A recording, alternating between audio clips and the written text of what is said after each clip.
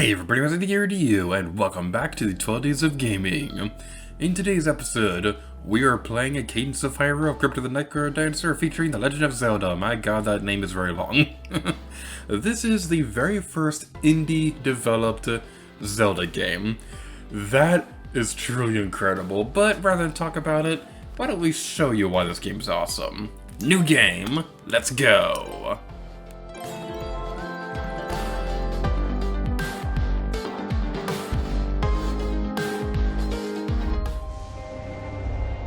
Every world has its evils.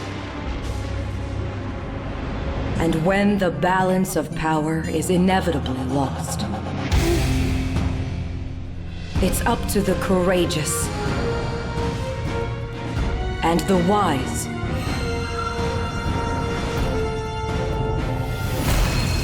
to restore it. But sometimes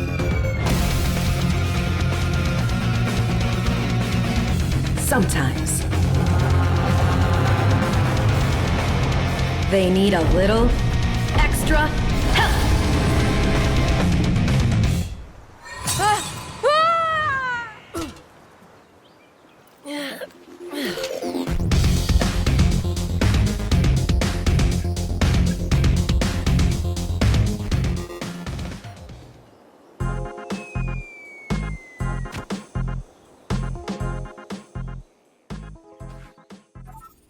Hey you!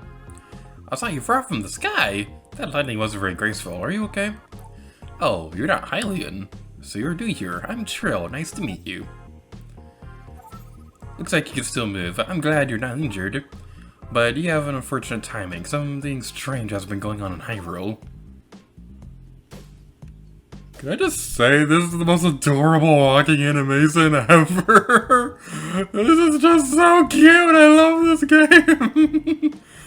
Oh, I just love the walking animation. It's just so cute. Anyway, we tap this little tablet thingy and it opened a door, and that's pretty awesome. Also, digress.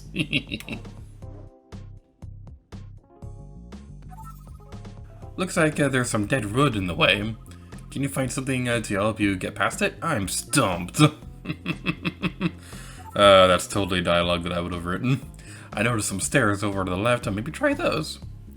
So, this is gonna sound very silly, but this is a game that really is giving me inspiration for wanting to be a game developer.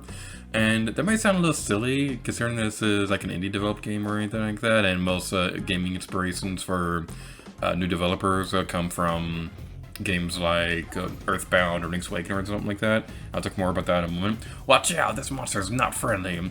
And do you hear that intense music? Whenever enemies are around, everyone is forced to move to the beat of the song.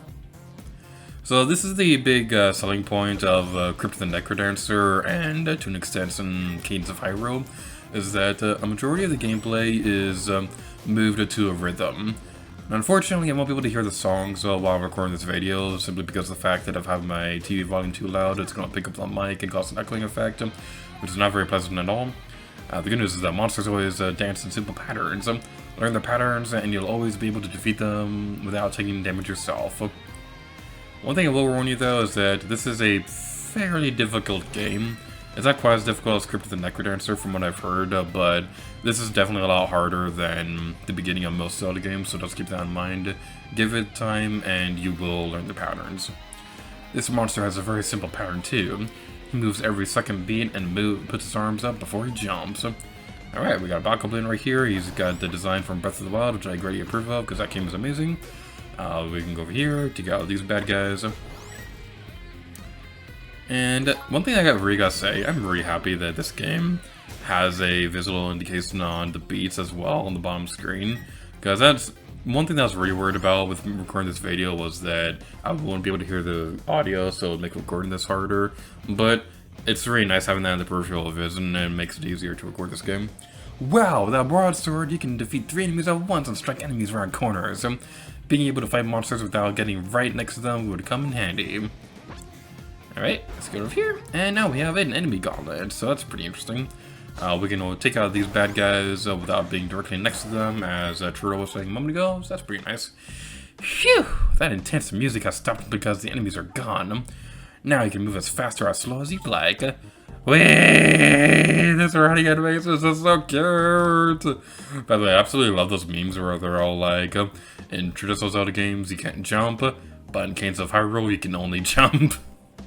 So this right here is a shovel. The big thing with the games with Crypt of the Necrodancer is that the main protagonist, Cadence, I believe her name is, attacks with a shovel, so that's an item they can use in this game as well. You've passed with the shovel, and you seem right at home in the dark, spooky crypt. What kind of place are you from?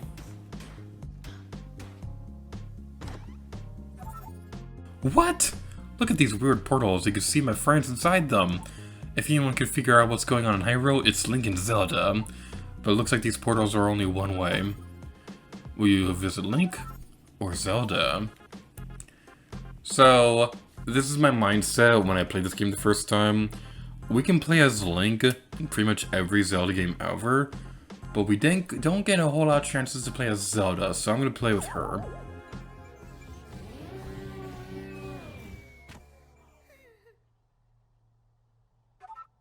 Who are you? At first I was alarmed when you fell from the sky, but then I saw that trail was next to you, so I know that you must be trustworthy. Try using the direction buttons instead, you may find it easier to keep the beat. Yeah, that's very good advice, to use the D-pad instead of the thumbstick. But I like using the thumbstick anyway, just because I'm weird. That flash, it looked like the Triforce. I knew you were special. Thank you for helping to wake Zelda. She has been asleep for a while, so I'm going to stay with her to explain what's going on in Hyrule. You should try to find your way home. I hope our paths come across someday soon, friend of Hyrule. Sounds like you're going to be busy for a while. I'll be around looking for a way to get back to my world. I hope to see you again. And now, we can control Zelda. Thank goodness you're awake. We need to get you out of the castle. Your father has been taken and most of the guards no longer obey our command. The heart of the castle has been sealed by Octavo's golden loot. You need to find something capable of breaking the seal to save the king. Take this telescope, it should help you search. Zelda's just so cute in this game, look at that face! You got the telescope, but this allows you to see further, revealing more screens on the map. Open the map screen with the plus button. You may then be able to press L to see it. Alright, so this is the inventory. It's pretty awesome. It works just like a Zelda game. We get more items. We can map them to the buttons. And this is the map that they're talking about. Cadence of Hyrule doesn't have a huge world, but it's still really fun to explore. And it does a really great job of replicating the feeling of exploring a world. A mysterious and uncharted world like the Zelda series is usually tend to doing, or something like that. That was a really weird word choice. But yeah, this game does a really great job of replicating the feeling of exploration that the Zelda series is known for. That's all I was trying to say. This is 9 Rules of Lava. It can only be used by Zelda. We press R button to deflect attacks, a la Smash Brothers. And it's pretty awesome. So there's some more enemies in this area we need to watch out for. Namely this guy. So use this to reflect the attack. You need to be a certain distance away from it. And you also need to be in the line of sight of the Octorok for it to attack you. So you definitely want to keep that in mind. Did you know that if you're defeated, the Fates will return you to the world at any Yoshika stone you've activated? Alright. So with that activated, let's go this way. And basically the rest of this video is gonna be like not exactly a guide for the game, but kind of like a starter's guide, if you will, for what I recommend you do first when you play this game. Do you remember Octavo, the musician who put you to sleep? While you were sleeping, he locked you up with your father and sealed off Hyrule Castle. The seal can be broken only by besting our S4 champions. Zelda, we need to travel the world to find him and defeat those 4 champions. So what's really cool about this game is that this is where the world really opens up. You can explore the 4 dungeons in this game at any time you want, in any order you want. It is so open. I love that so much. It's kind of like Breath of the Wild, how you can take care of the Divine Beast in any order that you want. Not going to say much further beyond that to avoid spoilers for that game. But it's just so cool. I love this game. This may very well be one of my favorite Zelda spin-offs ever. I always got going back and forth between whether or not I like this game or Hyrule Warriors more, but they're still both are still pretty incredible games. Alright, so what we want to do for this area... Now, I know for a fact that the dungeons in this game are randomly generated, but I'm not entirely sure if that's the case for these places as well. So that's something that we definitely want to keep in mind. I don't remember how to move that boulder. Actually, I do, but we don't have the item for it. It looks like you're missing quite a few beats as you're moving along, and you can switch to fixed beat mode to make things a little easier. So this basically makes it so that you don't have to move along to the rhythm, but everything on screen will only ever move when you move. This is really great for people who are having a hard time getting into the rhythm of the game, but I'm going to go back and change that back to not fixed beat mode. There's not much we can do in this area as far as I can tell. Actually, what's this over here? Oh, there's just one of the weather fans. I really think we can do something in here. I think we can, maybe. No. I want to see if the bombs will work. If moving a bomb in the fan will make us be able to do... No, never mind. Alright, so there's not much we can do here, but we are going to be going back outside and exploring the world. And yeah, this is the big thing about Cadence of Hyrule, like I said earlier, is that the entire game moves to the rhythm of the song. Oh, right there. That's pretty interesting. I'm getting very easily distracted with this game. So yeah, you can have the fixed speed mode turned on if you want to quickly traverse the game world or anything like that. That clock down there, that will give you a certain amount of time that you need to complete the objective of this area.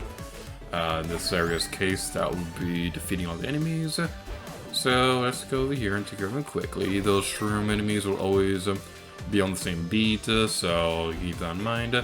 There is a similar one who will only ever attack when you're nearby, so you definitely want to watch out for that. We'll ignore that trespass for now. No. Come on. We're not going to have enough time to take care of the chest. Alright, so one of the things very worth mentioning about this game is that the collectibles, kind of like Majora's Mask, if you die... Well, okay, let me rephrase that. In Majora's Mask, you could lose your rubies and arrows and things like that when you reset the time cycle. It's similar in this game, because in Cadence of Hyrule, where am I going with this? In Cadence of Hyrule, your rubies and things like that, they reset every time you die, and that could be a little bit frustrating. So, if I'm remembering correctly, I think this is where I want to go for the thing that I want to show off. I really hope this is the right way, because we're getting low on hearts, and it'd be really nice if that was correct. The longer you defeat enemies without missing a beat or taking damage, the more power is stored in the beat indicator. If you keep your streak going, enemies will drop more diamonds, you'll gain stamina more quickly, and enemies will even drop more and better loot. So that's pretty nice. Ah, no, we're dead! Oh, no. Okay, so yeah, we'll continue. If we have diamonds, they will stay with us even after we die. So that's something that's pretty nice. You can get heart containers in here anyway, so that's something that's pretty well worth mentioning. And we can also use these Chica slates to teleport around the world, which is pretty awesome. And it looks like the map is a bit different than it is on my playthrough, my first playthrough. So, okay, real quick, I'm going to change over to fixed beat mode, so that I can get back to where I was going quicker. Yeah, this is very different. Is the overworld? I never knew that. The overworld is different too. On my playthrough, my first playthrough, Kakariko Village was way over here somewhere. That changed. That is really, really cool. Learn something new every day. But if we go in here, I didn't mean to show off yet, but if we go in here, we found Link. And the way his arms are spread on his bed is really adorable. Alrighty then, let's go talk to you. I found someone sleeping outside the village and gave them a bed. If only we had a Hibika's potion, then we might be able to wake them up. hibiscus, however you pronounce it.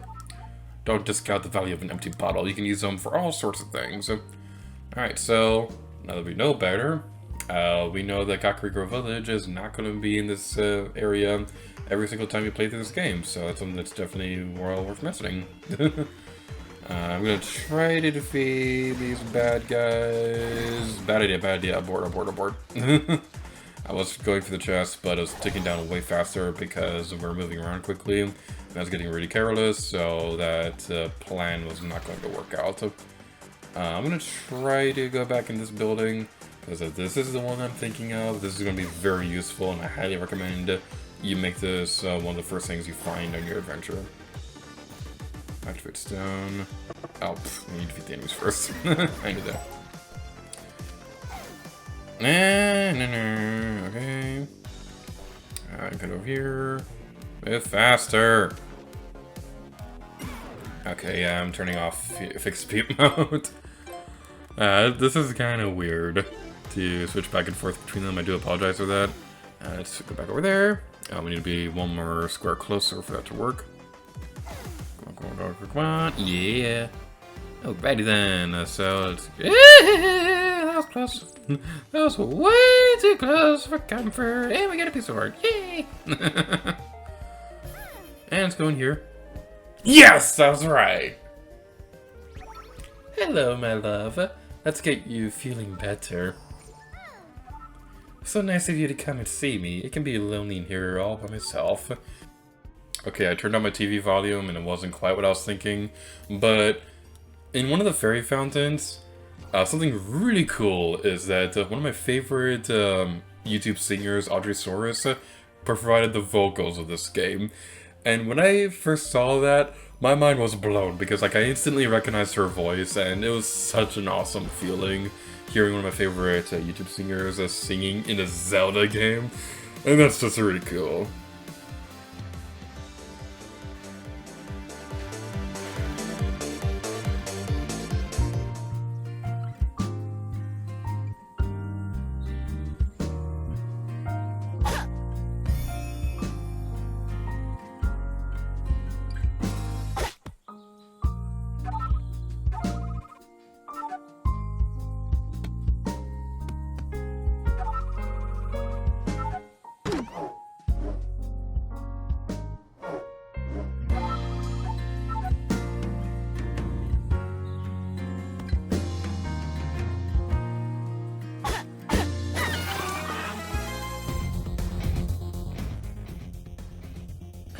Alright, sorry for being quiet right there. I wanted to listen to the music.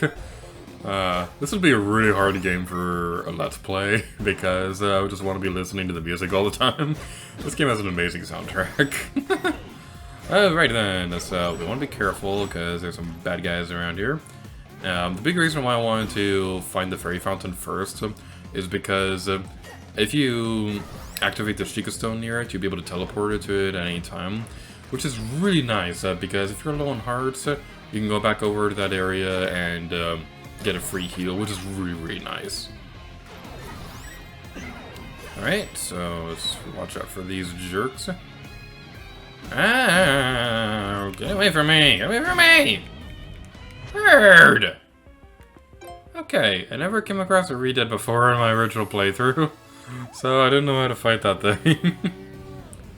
Oh, it took us back to the crypt. That is really nice! Oh, I thought I was going to have to go back to a Sheikah Stone or something like that. I am really happy about that. I love this game. Okie dokie. I fell on the thing, and we lost off art. That's unfortunate. Now, the thing about this game is that, just like we discovered with the overworld, the thing about the dungeons is that they are also randomly generated. You definitely want to be careful, because just because you found one pattern does not necessarily mean it's always going to be the same. So just want to keep an eye out for that. I'm going to wait for the keys to get by. Okay. I really wish we found a potion shop, because that would have been really nice, because we're almost dead. It's not very pleasant at all. Alright, we got you. Can one of you drop a heart, please? And we need a key for that. Of course we do. Probably should have gotten a key in the land of the dead. Alright then. Alright, we got you. Yeah,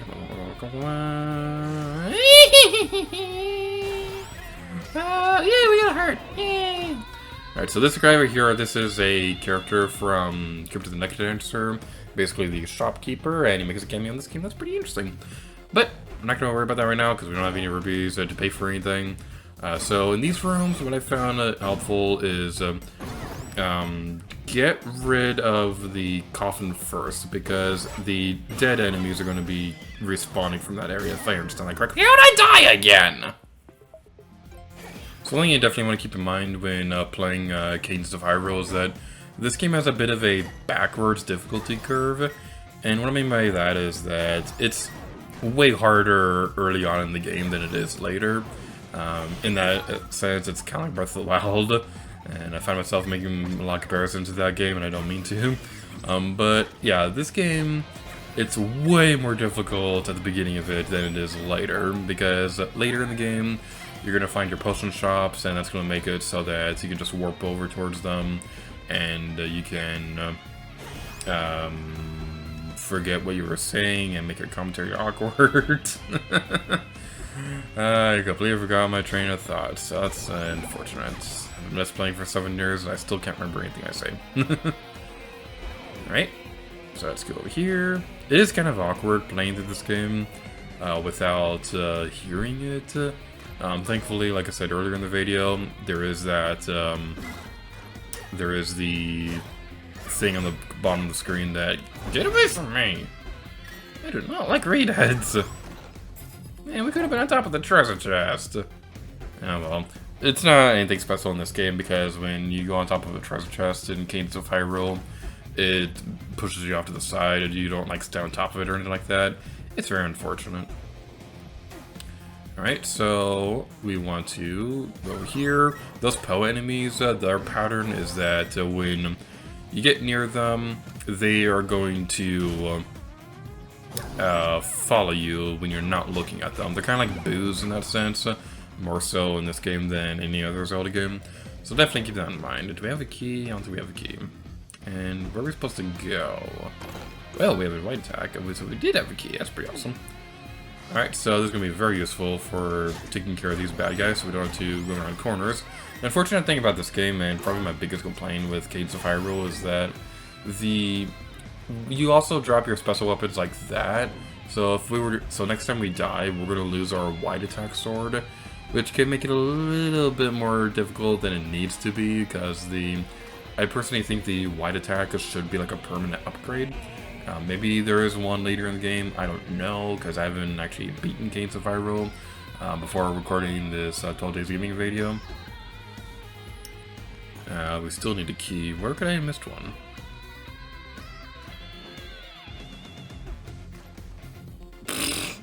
I am an idiot. We don't have enough rubies for it. That's unfortunate. Okay, so I'm gonna leave the crypt real quick to go grind up on rubies and then come back here and buy the key, so I'll see you guys in a moment.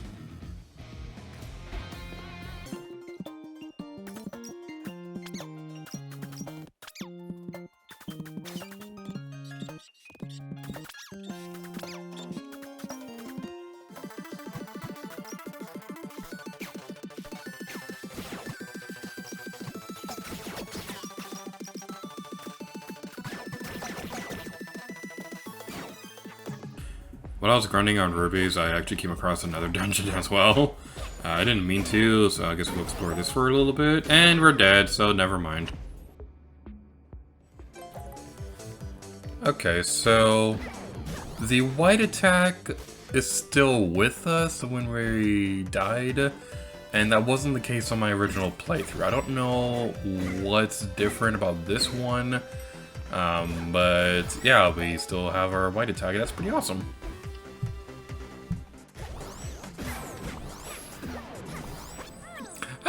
I found a key on the overworld! I found a key on the overworld! Okay, well, I'm back to the crypt. I don't need to grind on rubies anymore because I found a key on the overworld, and that makes everything better!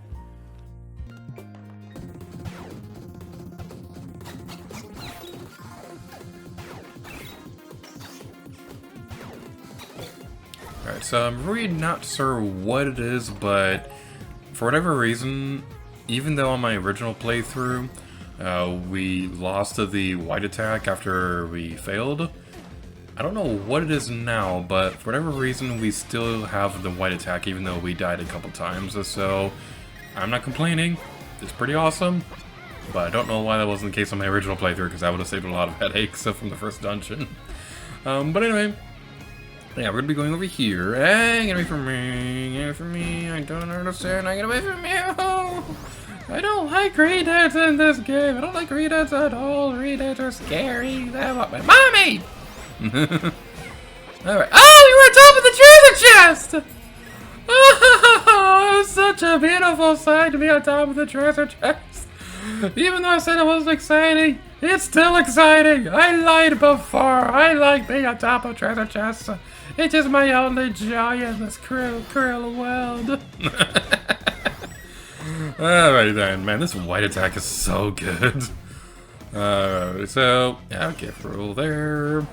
I like how that one, okay, I really don't want to make this comparison, but that enemy's shadow over there kind of looks like it's doing that one flossing dance or whatever it's supposed to be.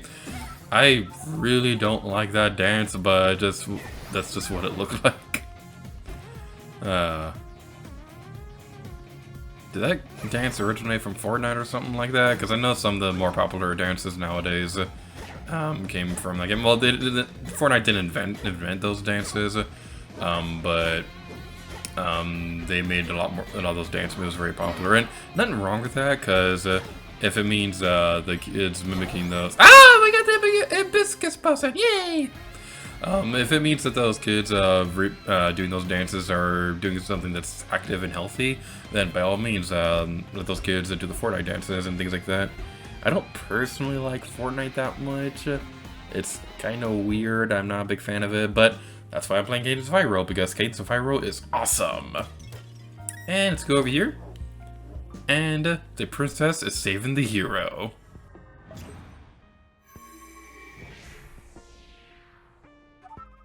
I'm so glad you're awake, Link. Something terrible is happening in Hyrule and I need your help. Please come with me. We've woken Link up, and Link is the holder of the Triforce Courage and has vowed to protect the royal family.